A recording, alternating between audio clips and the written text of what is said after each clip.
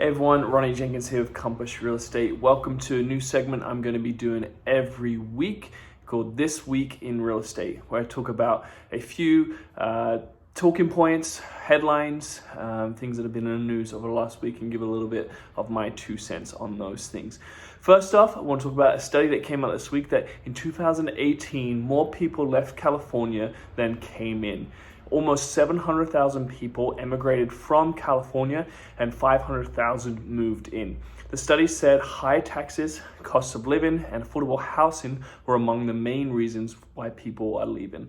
This was felt within our real estate market as we saw an increase in inventory over the last year as people were selling their homes to move out of California.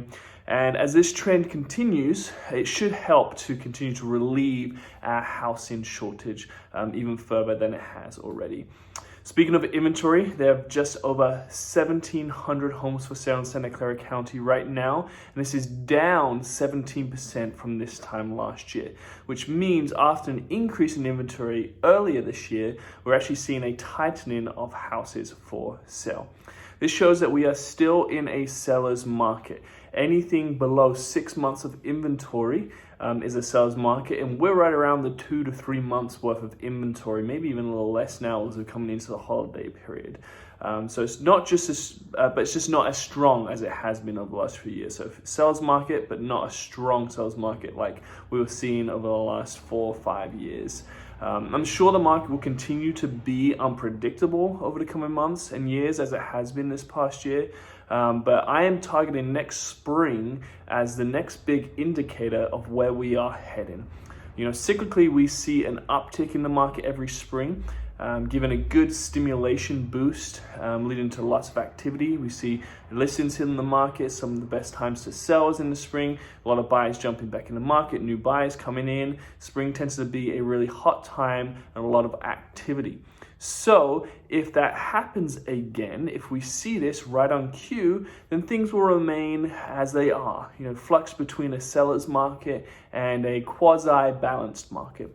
But if anything else happens, if we do not see our typical cyclical uptick in the spring, then I think we can confidently say that the market is turning or has already turned. So that's something to stay tuned on. We typically look to after Super Bowl Sunday is when we start to see that uptick coming.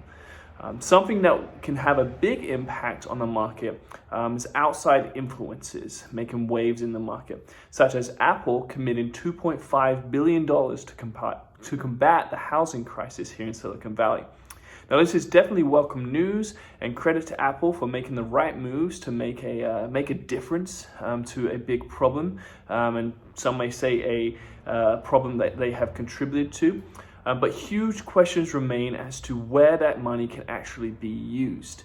The main contributing factor to the California and more specifically the Silicon Valley housing shortage is that there is nowhere to build new housing. You cannot create new land upon which to build.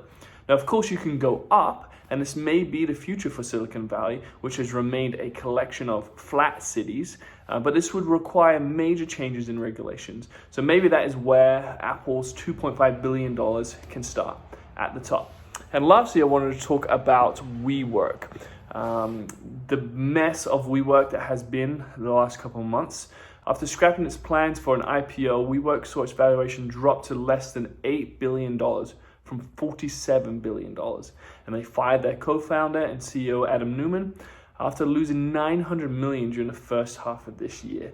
WeWork was on the verge of going under when primary investor SoftBank bailed them out with an additional $9.5 billion of capital.